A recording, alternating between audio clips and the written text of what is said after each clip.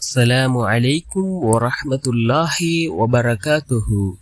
அன்பார்ந்த இஸ்லாமிய சகோதரர்களே, அல்லாஹ்வின் நல்லடியார்களே, நாம் ஒவ்வொரு நாளும் பார்த்து வரக்கூடிய துஆக்களினுடைய தொடரில் இன்று நாம் பார்க்க இருக்கின்ற விடயம் என்னவென்றால், இன்றைய தினம் நாம் இந்த துஆவை 100 தடவைகள் ஓதுவோம்.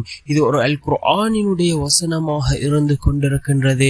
இதனை ஓதி நாம் அல்லாஹ்விடத்திலே பிரார்த்தனை செய்தால் அல்லாஹ் ஜல்ல சுப்ஹானஹு வ தஆலா நம்முடைய காரியங்கள் எல்லாவற்றையும் அல்லாஹ் பூர்த்தி செய்து தருகின்றான். நம்முடைய காரியங்களில் அல்லாஹ் வெற்றியை தருகின்றான். நாம் நினைத்த காரியத்தை அல்லாஹ் நிறைவேற்றி தருகின்றான்.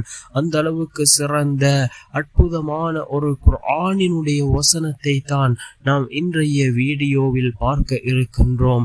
அன்பார்ந்த சகோதரர்களே, அல்லாஹ்வின் நல்லடியார்களே, மிகவும் சிறந்த ஒரு வசனம்.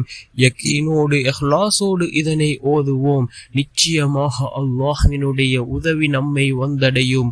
100 தடவைகள் ஓதுவோம். ஓதி அல்லாஹ்விடம் பிரார்த்தனை செய்வோம்.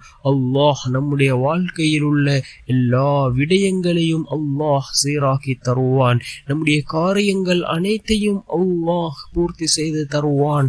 என்ன குர்ஆனினுடைய வசனம் என்றால், அல் குர்ஆனினுடைய 40வது அத்தியாயத்தின் 45வது வசனம், وَأُفَوِّضُ أَمْرِي إِلَى اللَّهِ إِنَّ اللَّهَ بَصِيرٌ بِالْعِبَادِ وَأُفَوِّضُ أَمْرِي إِلَى اللَّهِ إِنَّ اللَّهَ بَصِيرٌ بِالْعِبَادِ.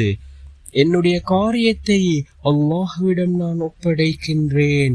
நிச்சயமாக அல்லாஹ் தன் அடியார்களை பார்க்கிறவராக இருக்கின்றான் என்று பொருள்படக்கூடிய இந்த அல் குர்ஆனினுடைய வசனத்தை 100 தடவைகள் ஓதி நாம் அல்லாஹ்விடம் பிரார்த்தனை செய்வோம்.